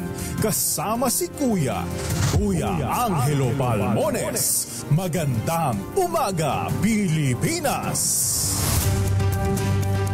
4 na minuto na makalipas ang alas 5 na umaga. Tuloy tayo sa mga balita. Walang ni isa mang nakapasa sa Medical Technologies Special Professional Licensure Examination na isinagawa sa mga testing centers sa Abu Dhabi, Dubai, Jeddah, Riyadh, Doha at Singapore. Sa anunsyo ng Professional Regulation Commission, pinangunahan ang nasabing pagsusulit. Kasama dito sina Board of Medical Technology Chairman Dr. Marilyn Cabal Barosa at member Dr. Leila Lani Florento. Isinagawa ang licensure examination para bigyan ng pagkakataon ng mga overseas Filipino worker na makakuha ng lisensya habang nasa ibang bansa alinsunod sa PRC Resolution number 1034 at Executive Order 835. Sa kabila nito, maaari anyang makapagparehistro naman bilang mga medical laboratory technician ang mga examinee na hindi nakapasa pero nakakuha ng higit sa 70% ng general rating. 6 naman mula sa 22 kumuha ng Veterinary Special Professional Licensure Examination ngayong Hunyo ang nakapasa. Congratulations! Ayon sa Professional Regulation Commission, pinangunahan ng Board of Veterinary Medicine sa Abu Dhabi, Dubai, Manama, Bahrain at Singapore ang nasabing pagsusulit. Kabilang sa mga mapalad na nakapasa sina Julian Pitacio Bautista, Jed Marlo Gato Corpus, Carla Maydata Coscolluela, Ian Carlo Dimision Natividad, Precious Camille Cabael Rambon at Carles Carl Dalog Tamayo. Congratulations! Maganda umaga, Pilipinas! Si Chanel Dominguez naman ng Pag-asa. Kasama na natin, Ma'am Chanel. Good morning! Magandang umaga din po sa inyo at magandang umaga din sa mga taga-subaybay natin. Para sa ating weather update, meron tayong low pressure area na binabantayan dito sa loob ng ating Philippine Area of Responsibility. Huling namataan sa lang 290 kilometers west ng Ambulong, Tanawan City, Batangas. Ito pong low pressure area ay ngayon medium chance na maging isang ganap na bagyo. Ano po ba meaning ng medium chance? Ito po ay hindi po natin inaalis ang posibilidad na maging isang ganap na bagyo sa mga susunod na araw. Pero within the 24 hours, mababa po ang kanyang tsansa. Itong low pressure area po natin, inaasahan natin magdadala ito ng mga kalat-kalat na pag-ulan, lalo na dito sa Pangasinan, Zambales at Bataan. Asahan din natin, makakaranas pa rin tayo ng mga pag-ulan katulad po na naranasan natin kahapon dito sa Metro Manila, Calabarzon, Bicol Region, Mimaropa, Western Visayas, Zamboanga Peninsula at nalalabing bahagi ng Central Luzon, dulot ito ng Southwest Monsoon or ng Habagat. Para naman sa nalalabing bahagi ng ating bansa, naasahan naman natin magiging maaliwalas sa panahon, pero asahan din natin yung mga localized thunderstorm lalo na sa hapon at sa gabi. Yan po muna latest dito sa Pag-asa Weather Forecasting Center. Chanel Dominguez po, magandang umaga. Ma'am Chanel, bakit kang tindi ng ulan kahapon sa Metro Manila? Yes po, meron kagabi. Oo, lupit. Yes po, kasi po umiiral po sa atin ngayon yung Southwest Monsoon po natin. Usually po, mapapansin din po natin, madalas po talaga bumabagsak yung ulan ng pahapon na po kung kailan pa uwi po yung mga kababayan natin. Pero grabe ha. Yes, dito sa Quezon City talagang ang tindi ng baha kagabi. Opo, totoo po. Wala naman yan tonight o wala today? Hindi natin inaalis po yung posibilidad kasi po patuloy pa rin po yung pag-iral ng Southwest Monsoon po sa ating bansa. So yun po pananggalang na lang po ng pananggalang sa ulan yung mga kababayan po natin kasi po usually po talaga hapon po siya nagkakaranas tayo ng mga pag-ulan. Dito sa may bandang Cavite, kumusta magiging lagay ng panahon, ma'am? Ganun din po. Inaasahan din po natin makakaranas din po tayo ng mga pag-ulan. Bandang hapon? Yes po, usually po. Okay, sige. Pero magandang, walang cloud cluster masyado sa Mindanao. Yes po. Mukhang malinis Kaya lang, may paparating na naman. Itong kulay pula, ito yung LPA na nasa... Yes po, nasa western section po. Okay, sige. Pero hindi, walang pag-asang pumasok? Pababa, no? Nasa loob po siya ng PAR po natin. Ito po ay binabantayan po natin kung magiging isang ganap na bagyo naman po. Pero ano yung SEPRA ba yun? Ano yung isang LPA na nasa labad ng PAR? Si Kisap. Sepat pala, Sepat. Nasaan na siya? Ito po ay papunta na rin po palayo na rin po ng ating bansa at papunta rin po palapit po sa may Japan din po. Japan naman siya merong issue. Sige. Thank you, Ma'am Chanel. Magandang umaga. Ayan, sa mga kababayan natin dyan sa Japan, ingat kayo at may paparating dyan sama ng panahon o bagyo, si bagyong Sepat. Maganda umaga, Pilipinas! Ano man po ang lakad natin ngayong araw na ito, huwag din kalimutan magpaon ng proteksyon laban po sa mikrobyo. May dalawang formulation ng family alcohol na pwede nating pagpilian. Yung family 70% isopropyl alcohol, especially prepared for clinics, hospital, pharmacies, laboratories.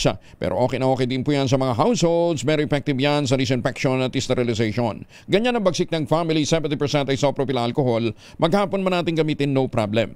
Hindi po manunuyo ang ating mga kamay dahil meron po itong moisturizer. Yun namang mabangong family rubbing compound improvement cologne. Yun po yung mabangong isopropyl isopropyl alcohol na ginagamit po ng mga masahista, mga barbero, mga doktor, mga nurse, mga kumadrona for sponge bathing and other cleansing purposes. Family rubbing alcohol parang DCRH bukna sa mahabang panahon, mabibili sa namang butik at convenience stores nationwide.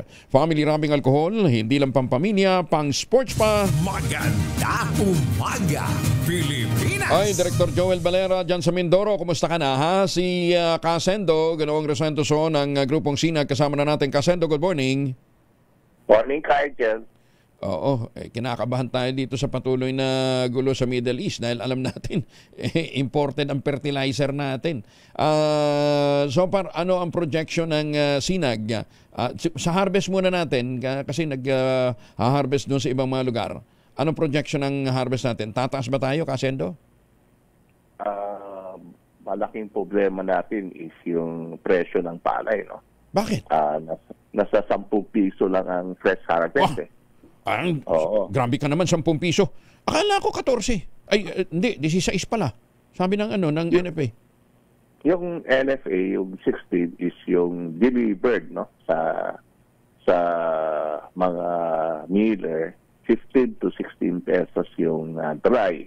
So, yung 24%, ay ano to? Ilang percent na? 14% na moisture content? Oo. 16 pesos?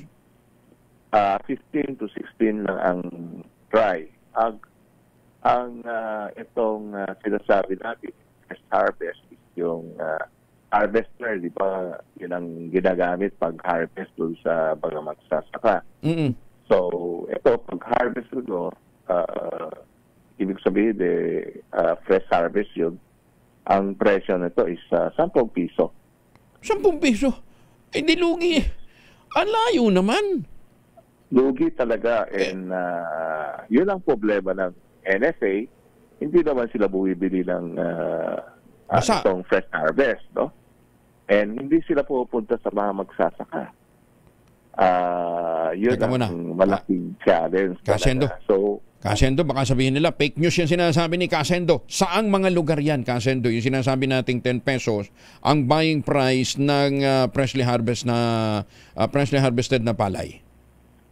Gasinan, itong La Union, Isabela, Nueva Ecija, Tarlac, lahat yan, ganun ang presyo. Bulacan, yun ang laing ng mga magsasaka. Magkano production? Magkano production cost? More or less, 12? 15 to 16 ang production cost. 15 to 16, pero ang buying ng 14% moisture content, 15 to 16 din. Eh di wala ka ng kinita. Yung magsasaka kasi yung hindi sa 15 and 16 ang mostly kasi farm gate price, no, ang computation. So pagka ani ng palay nila is yung harvester ang ani, so doon ibabase, no? So yung talaga nila is kung 10 piso is kung ang average natin national is 4.2, di 42,000 lang, no, ang per hectare, pero ang production cost is almost 55 to 60,000. Ganun? Yes. Ano yun? Kaya input, pero kasama ng labor doon.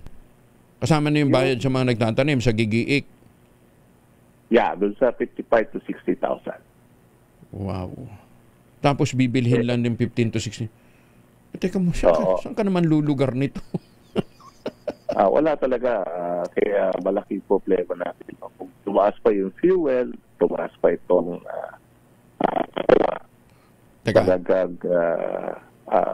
malaking problema natin.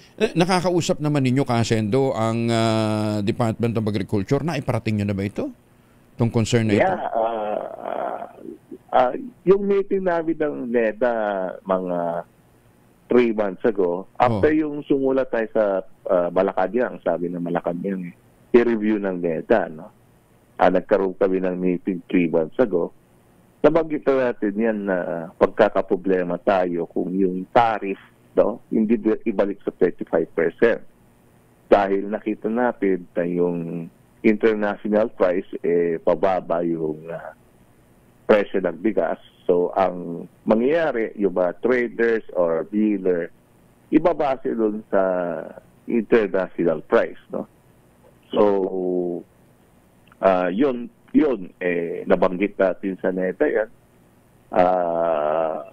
Kung yung pondo ng ang linaan nila sa pag-buying is around 5 to 8 billion. Wala talaga, 2% lang ang mabibili doon. So, talagang problema ang ating magsasaka. Magkano ba ngayon sa Vietnam? Kasendo? Ang Vietnam is 300, yung 25% broken is 378 $378 per metric ton. Landed cost yun? Landed cost yun plus 1.5%. So, around 26 pesos. Per kilo? Per kilo. 26 pesos per kilo plus tax na yun, ano? Plus tariff na yun. Plus tariff na yun. Tapos ibibenta ng 32. Dito sa atin, 32 to 35, di ba? Hindi nga daw may bababa eh. Yes.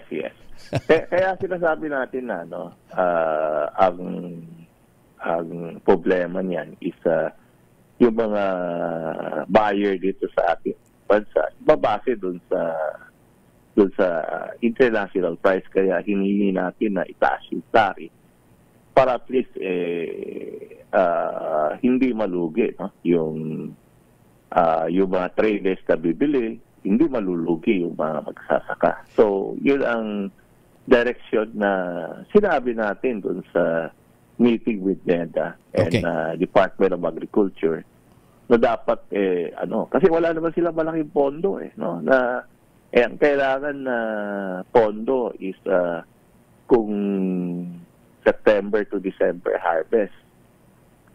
Around 180 to 200 billion.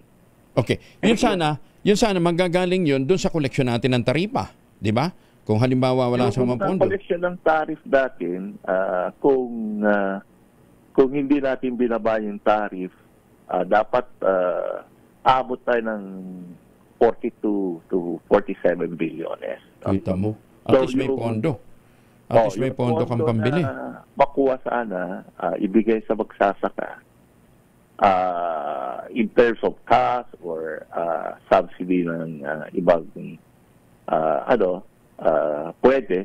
So, at least, bababa yung production cost. Yun ang explanation natin. Ay, sus, paano nga gaganahan ng magsasaka magtanim dyan? Alangan naman magtanim sila ng palugi. Yes, and ang tingin natin is magda-drop yung production natin. Production natin, no? And ito is hindi maganda dahil kung tuloy-tuloy yung laban ng other countries between itong Iran tsaka Israel. Itong Israel, talagang yung fuel ang tingin natin talagang tataas, and itong mga fertilizer tataas. Malaking problema natin dito sa ating bansa. Ay, sus, may Ginoo. Magkano ngayon ang farm gate price sa Vietnam? Vietnam, kasi Vietnam yung pinakamalaki eh. Ang Vietnam, ang farm gate nasa 10 to 12 pesos din. Magkano? 10 to 12 pesos ang farm 10 to 12 pesos din ang farm gate price nila. Pero heavily subsidized ang mga magsasaka ng Vietnam. Yes, and yun ang kaibahan natin. Dito sa atin, 10 to 12 pesos din, pero wala ka naman masyadong subsidy. Yun ang malaking problema natin. Kasi nga yung pondo sana para sa subsidy, hindi naman natin maipon dahil binawasan nga natin yung tariff para doon sa imported. Ay. Yes, oo. And yung fertilizer subsidy, hindi kasama yung hybrid. Yung nagtatanim ng galing sa field rice, yung certified seeds, walang fertilizer subsidy yun. Bakit? Yun ang hindi namin maintindihan. Hybrid lang ang linagyan nila ng... Ganun? Oo.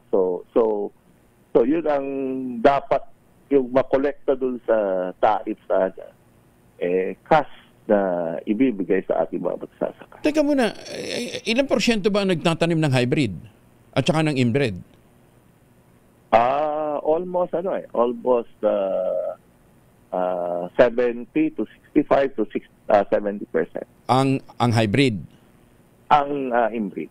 Oh, bakit hindi yun ang bigyan natin ng fertilizer subsidy? Mas malaki pala yun. Yes, yun ang kailangan natin iayos, no? Kasi kung hindi, mas malaki kasi yung inbreed. Kasi yung yung inbreed, kung tinanim mo ngayon, no? Yung certified seeds, next cropping, pwede mong gamitin ulit, no? Kaya nga, makakatipid ka sa sa halaga ng binhi. Yes, oo. Ang problema is dapat yung fertilizer subsidy kasama yun. Teka muna, baka naman mas malaki ang production ng hybrid kaysa doon sa inbred natin. Kaya lang kung kailangan isuporta yung... Sabagay, Kasi kung hybrid nga yan, lahat ng mga inputs din, kinakailangan mong ibuhos, unlike inbred na nakapag-adjust na. Yes, oo. Pero yung inbred, kailangan bigyan ng subsidy rin sa pataba dahil alam natin mas mababa yung production nila, no? Ang nabanggit ka ni Presidente dun sa Santa Maria, Pangasinan, 4.2 talaga. Alam niya naman yung average ng yield natin. And ibig sabihin ko, average yan, may nag-aani ng 3.8, no? And may mas malaki, pero may mas mababa dun sa 4.2. Ay, naku, oo siya. Sige, pero alam mo niyo, kailangan makumbinsin natin ang ating magsasaka na magtanim. Kasi yun yung sandala natin ng ating food security. Pag tinamad magtanim ang magsasaka at naghanap na lang ng ibang pagkakakitaan yan, lalo tayong pupulutin sa kangkungan. Dahil sigurado naman magmamahal ang presyo ng pagkain sa ibang bansa Dahil po sa epekto ng giyera. Ay, nako. Anyway, Kasendo, sana makausap nyo at makumbinsi ang Pangulo at ng iba pang mga policy makers natin, na tingnan ng masinsinan itong problemang ito. Mantakin mo 10 pesos per kilo. Kailan pa nag-umpisa yung 10 pesos per kilo, Kasendo? Itong 1 month ago, no? Ito, ang problema diyan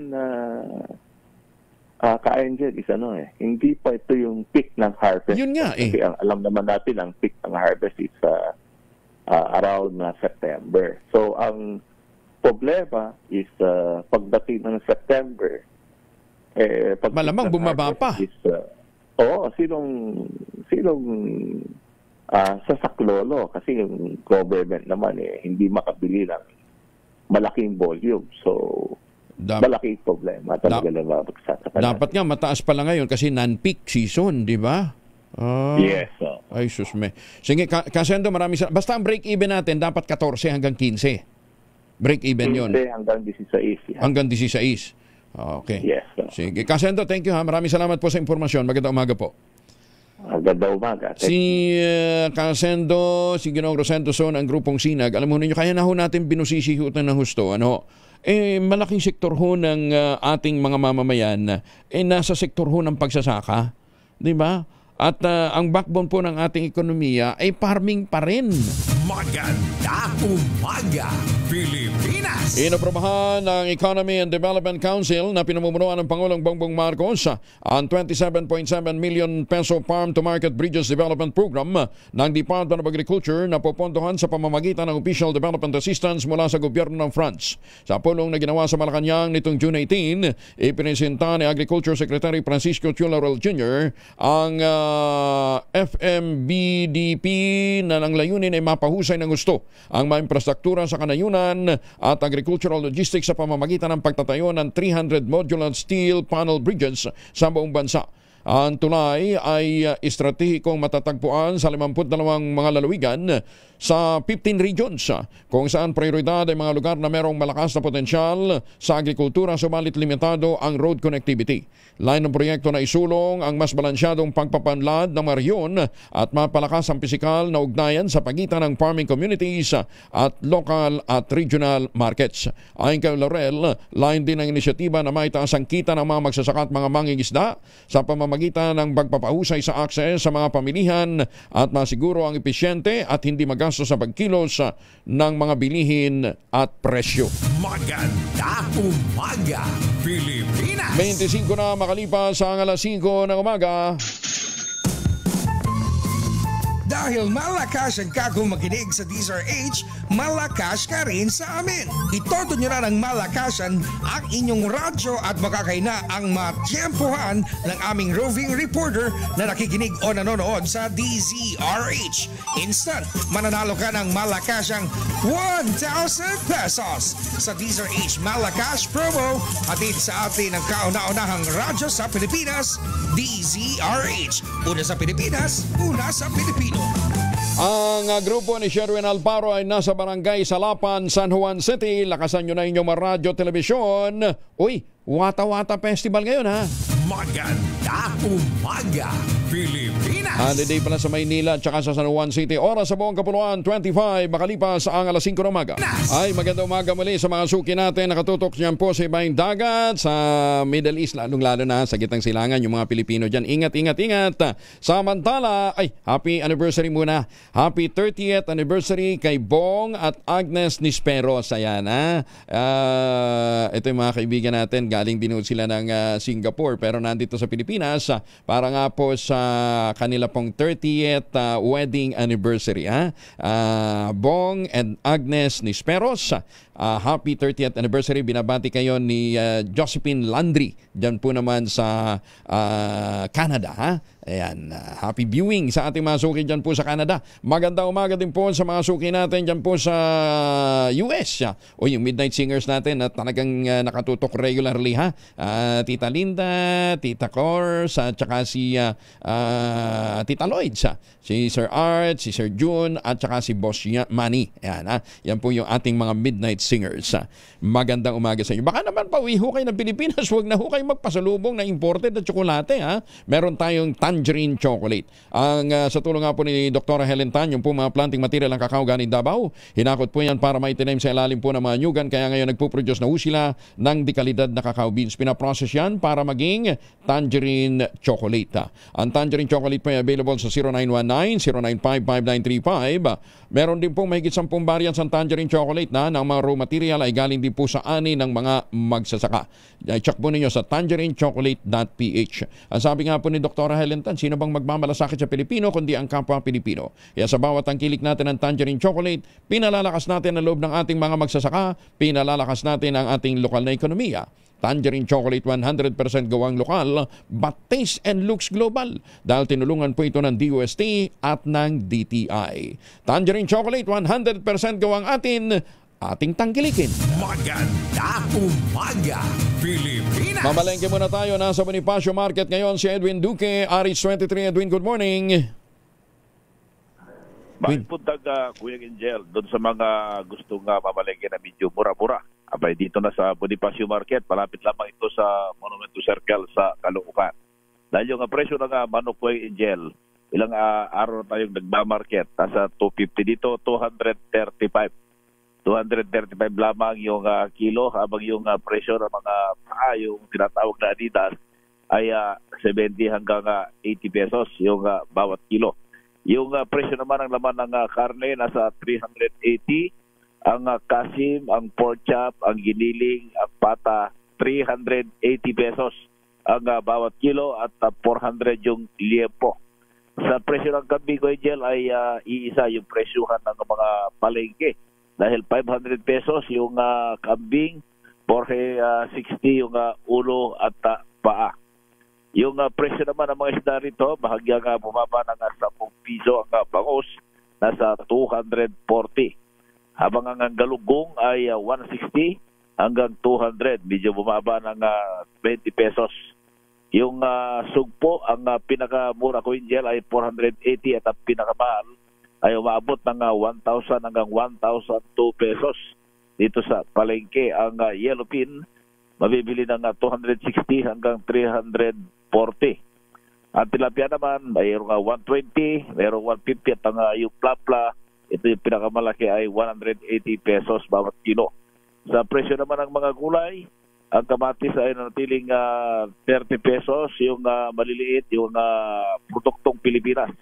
Habang yung malalaki naman ay 50 pesos bawat kilo. Sa labanos, nasa 80 hanggang 90. Ang talong naman, 50 pesos. Yung mga nakalatag na maliliit, sabi nga ay mga payat, pero masasarap ang lasa. At yung talong na bagong aning malalaki, ito yung tag 80 pesos bawat kilo. Ang luya, 160 hanggang 220. Ang sibuyas naman, 80 hanggang 120 pesos bawat kilo. 60 hanggang 80 naman yung bawang, mga sayote, 40 pesos hanggang 50 pesos bawat kilo. Sa presyo ng repolyo, 40 pesos yung maliliit at yung malalaking bongbo mabibili ng 60 hanggang 70 pesos bawat kilo. Pechay Bagyo 50, ang Pechay Tagalog 60 pesos. Yung Kenchay na walang pagkupa sa presyo, nasa 700 pesos pa rin bawat kilo habang 220 ang presyo ng broccoli. Sa presyo naman ng mga bigas ko Angel, mula 40 pesos mabibili, merong 45, merong 48 at yung pinakamahal dito yung 70 at ang dorado 80 pesos bawat kilo. So yan ating price monitoring report mula pa rin dito sa Bonifacio Market sa Caloocan, RH23, Edwin Duque nagulat na DZRH. Una sa Pilipinas, una sa Pilipinas. Maraming salamat Edwin. Maganda umaga, Pilipinas! Suportado naman ni Speaker Martin Romualdez ang panukala ng Department of Agriculture na ireforma ang National Food Authority upang mapababa ang presyo ng bigas. Tulungan ang mga magsasaka at patatagin ang sistema ng supply ng pagkain sa bansa. Layunin ng panukalang isinumite ng DA sa Malacanang, ibalik na ang kapangyarihan ng NFA na bumili ng palay sa tamang presyo at iyakin ang sapat na supply ng bigas para sa matatag na presyo nito. Layunin din ng panukala na ayusin muli ang NFA at bigyan malinaw na tungkulin para matulungan ang mga magsasaka, maprotektahan ang mga mamimili. Ayon pa kay Speaker Romualdez, agad na tutugunan ng Kamara ang panukalang batas kapag ito'y naisumite na sa Kongreso. Sa ilalim ng panukala, bibigyan muli ng kapangyarihan ng NFA na bumili ng palay sa makatarungang presyo at magkaroon ng masatatag na bumper stock system upang makakilos agad sa panahon ng sakuna, hoarding at pagmamanipula sa merkado. Makinig maigi dahil baka nasa area mo ngayon ang swerte. At pwede ka ring manalo ng 1,000 pesos sa DZRH Mas Malakas promo. Alamin na ang location ng ating roaming team. May huli na si Sherwin Alparo. Sherwin! Yes, sa pagdamaga at happy fiesta, Kuya Angel, dito nga sa San Juan City. Dahil ngayong araw, ginugunita nga Wata Festival dito sa San Juan. Paalala sa ating mga motorista na dadaan sa kahabaan ng Pinaglabanan Road mula sa P. Guevara Street hanggang sa N. Domingo Street. Yan po yung kinalagang basaan zone.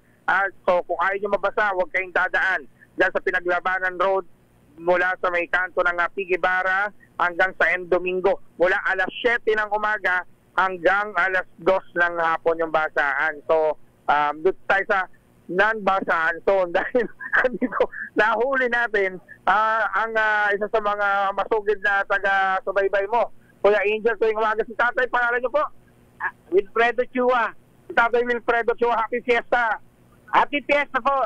Happy fiesta sa mga taga San Juan. At uling-uli natin siya, Kuya Angel, bibili ng pandesal na nakatutok sa programa mo sa Magandang Umaga Pilipinas sa kanyang cellphone. Palagi po ba kayong nakatune in sa DZRH tuwing umaga? Opo. At sino paborito ang announcer pag umaga? Angelo Palmones po.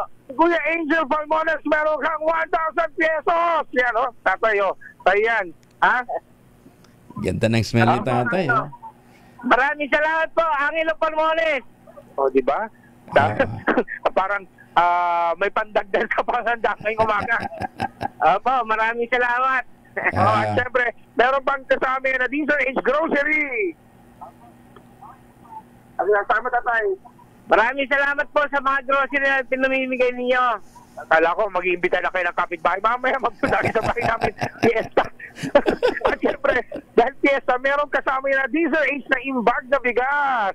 Okay. At dahil fiesta ngayon mababasa kayo, tatay, eto, meron pa kayong Wata-Wata t-shirt ng Diesel H. Ano ha? Puting-puti. Maraming salamat po. Maraming salamat po. Invitahan nyo na po yung mga kapitbahay nyo na makipiesta.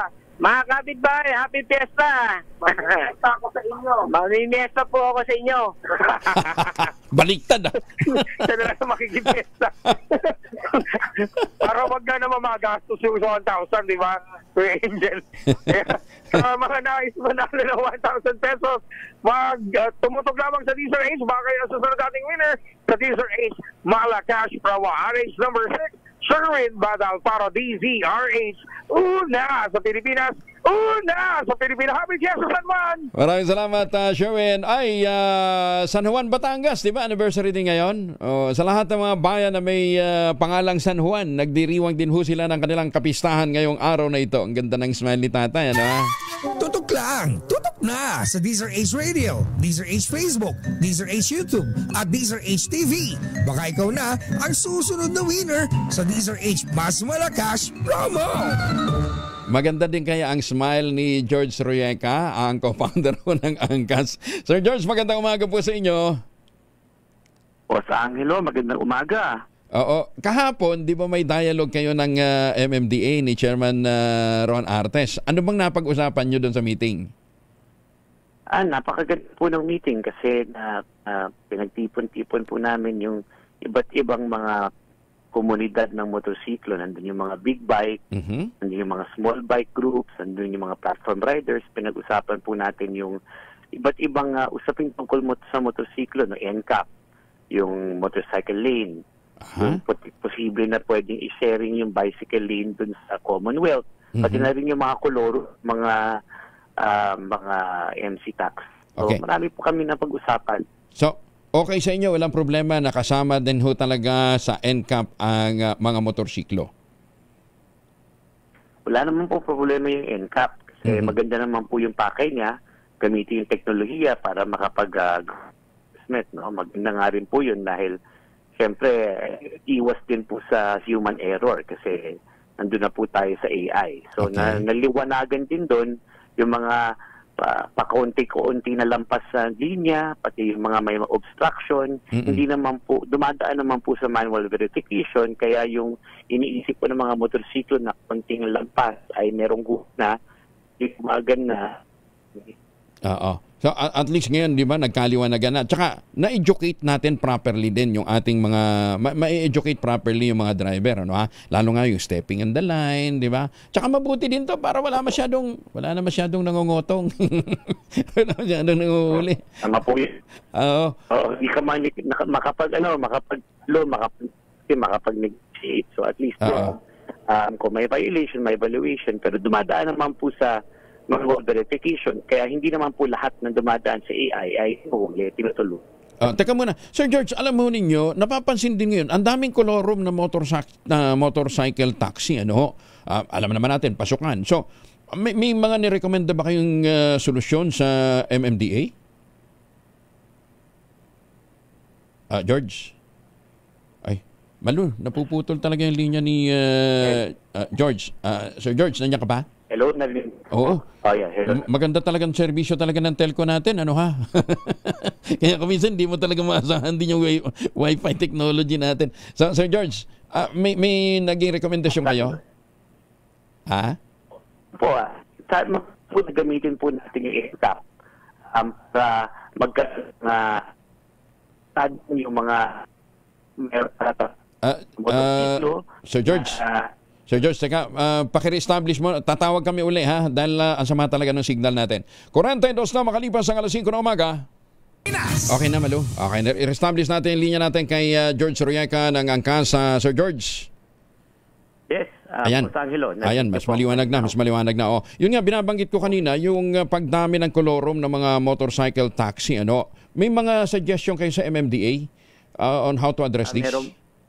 Meron po, maglalagay po sana ng palatandaan sa motorsiklo para nahuhuli po ito ng NCAP at nakikita kung sino po talaga yung lihitimo sa daan na MC taxi at sino yung mga kolorum na gumagamit lang ng uniforme na unauthorized, no? O yung peking uniforme.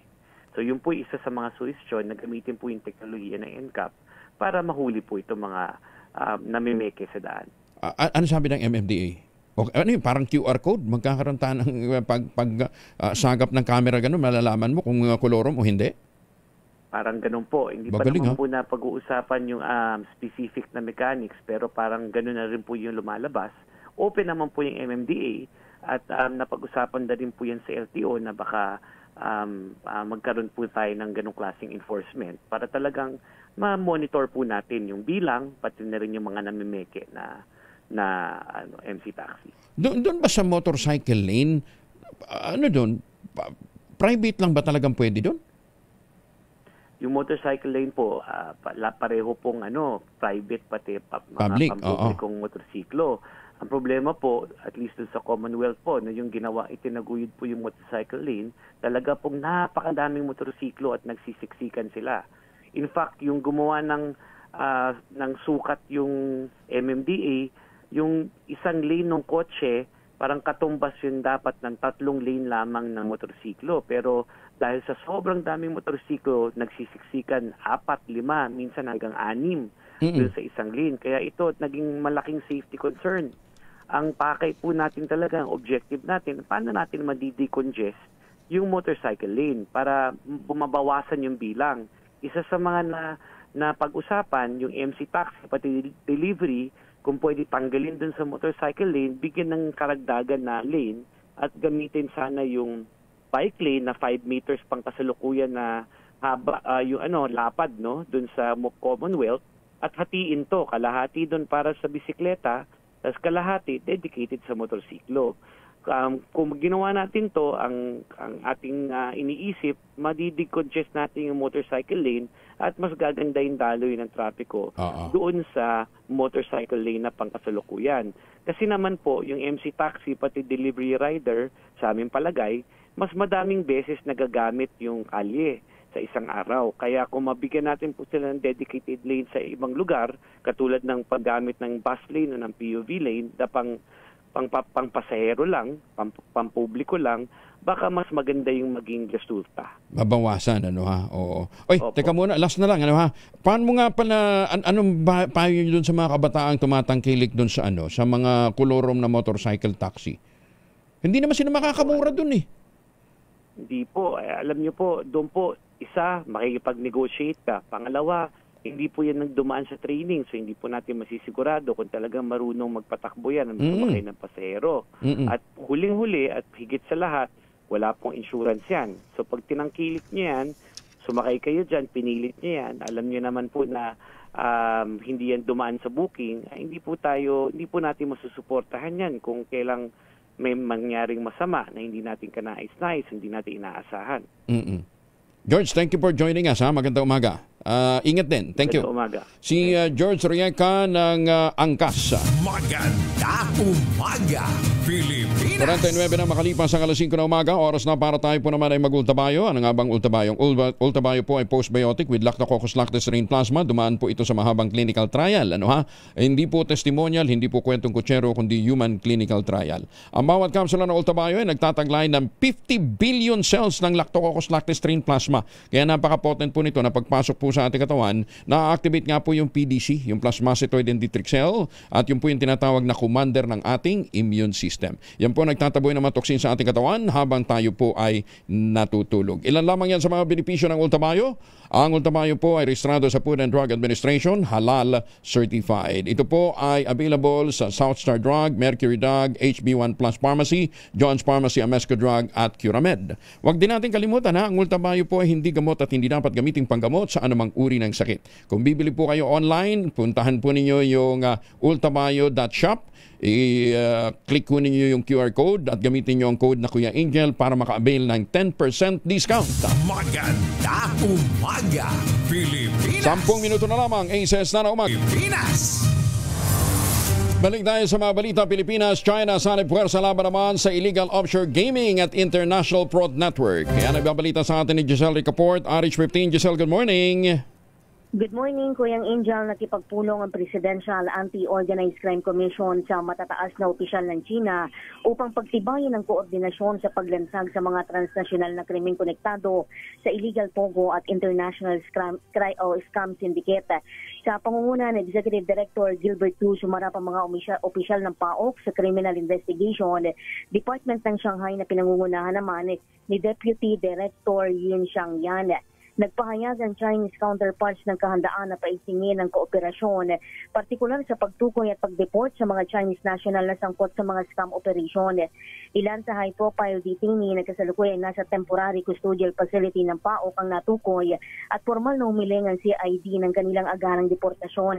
Sa pulong naman kay Assistant Minister Liu Xiongyi, Director General ng Ministry of Public Security Criminal Investigation Department, muling pinagtibay ng ang iisang layunin ng dalawang ahensya na patatagin ang kanilang operational at legal framework para labanan ng cybercrime, fraud at organized crime.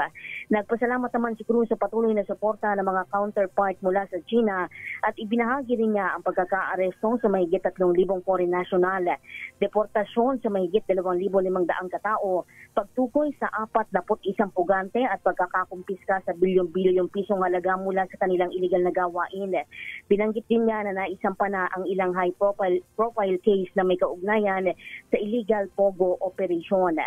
Ito si Giselle Ricaport para sa DZRH, una sa Pilipinas, una sa Pilipino. Maraming salamat, Giselle. Si Edniel Barosa, nasa Wata Wata Festival. Edniel, RH52, good morning.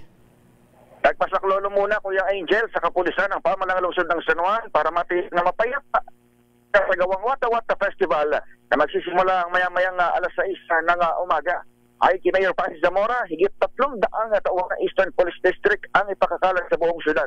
Bilang pagpapakapag pa rin ito sa limitadong basaan, kaya gagawin na lamang sa itinakdang basa zone sa Pinaglabanan Street mula kanto ng Pigibara hanggang kanto ng Domingo. Mumultahan ng 5,000 piso at ikukulong ng 10 araw na magbabasaan sa labas ng basaan zones, maging yung mga lalabag naman sa pang regulasyon kaya ng pagbabawal sa pagsasaboy ng maraming tubig. Tatagal ang programa at basaan hanggang mamayang alas 2 ng hapon. Ito si Edniel Parrosa, nag-uulat para sa DZRH. Una sa Pilipinas, una sa Pilipino. Maraming salamat, Edniel. Magandang umaga kay Mayor Sena Mendoza dyan sa Talisay, Batangas. Ambassador Harry Amping, good morning po sa inyo. Thank you for joining us.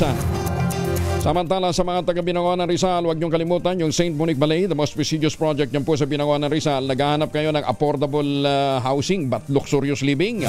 Yan ang St. Monique Ballet. Tingnan daw po ninyo yung kanilang latest townhouse model na Bianca. Yan po ay 2-story townhouse na may balcony na mayroon 2 hanggang 3 bedrooms. Try din yung ma-avail through Pag-ibig Financing at less than 20,000 pesos a month. 30 years to pay.